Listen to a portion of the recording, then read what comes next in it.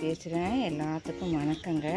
நான் இன்றைக்கி இந்த தாமரை செடி எப்படி ஆரம்பத்துலேருந்து எப்படி வளர்த்தா நல்ல சீக்கிரம் பூக்கும் சொல்ல விவரத்தை நான் இன்றைக்கி சொல்ல போகிறேன். இங்கே பாருங்கள், இந்த செடி 2 நாளைக்கு முன்னாடி தான் நான் உங்களுக்கு இதை காமிச்சிருப்பேன்.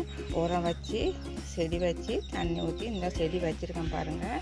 இங்கே பாருங்கள், அதுக்கப்புறம் நான் வரிசையாக அவங்களுக்கு காமிக்கணும்னு சொல்லி தான் இந்த செடியை நான் வரிசையாக அவங்களுக்கு வச்சேன். இது அதுக்கப்புறம் வச்ச செடி ஒரு மாதம் 1.5 மாதம் இருக்கும். இங்கே பாருங்கள், இந்த செடி. அதுக்கப்புறம் இங்கே பாருங்கள், இது 2 மாதம் ஆச்சு இந்த செடி நான் வச்சு. பாருங்கள் எவ்வளோ செழிப்பாக அந்த உரம் வச்சதுனால எவ்வளோ பெரிய பெரிய இலையாக வந்திருக்குன்னு பாருங்கள். இங்கே பாருங்கள், அடுத்த 2.5 மாதம் தான் ஆகுது. 2.5 மாதத்தில் இந்த செடி பாருங்கள் எவ்வளவு அழகாக பெரிய லீஃப் விட்டு அழகான இந்த பாருங்கள், இங்கே ஒரு மொட்டு விட்டுருக்கு, இங்கே ஒரு மொட்டு விட்டுருக்கு. இங்கே பாருங்கள், ஸ்டாண்டிங் லீஃப் வராமையே அந்த உரத்தோடைய பவர் ஸ்டாண்டிங் லீஃப் வராமையே இந்த மொட்டு வந்திருக்கு பாருங்கள். எப்போயுமே ஸ்டாண்டிங் லீஃப் வந்தால் தான் மொட்டு வரும். ஆனால் ஸ்டாண்டிங் நல்லா பாருங்கள், ஸ்டாண்டிங் லீஃப் ஒன்று கூட வரலை.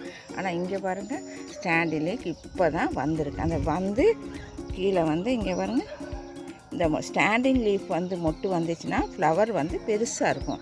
இது ஃபஸ்ட்டு ஃப்ளவர்னால் கொஞ்சம் சின்ன ஃப்ளவராக தான் இருக்கும். ஊற்றதுக்கப்புறம் உங்களுக்கு காமிக்கிறேன். இதே மாதிரி நீங்களும் நான் வைக்கிற மாதிரி உரம் போட்டிங்கன்னா உங்களுக்கும் இதே மாதிரி நிறைய பூ பூக்கும். என்னுடைய தேவியாஸ் கார்டன் சொல்கிற வீடியோவை போய் பாருங்கள். எப்படி உரம் வச்சு இந்த லோட்டஸ் டியூபர் வச்சுருக்கேன்னு சொல்லி உங்களுக்கு விவரமாக தெரியும். நீங்களும் இதே மாதிரி செடி வச்சு ஃப்ளவரை நிறைய பார்க்கணுன்னு ரொம்ப ரொம்ப ஆசைப்பட்றேன். தேங்க்யூ.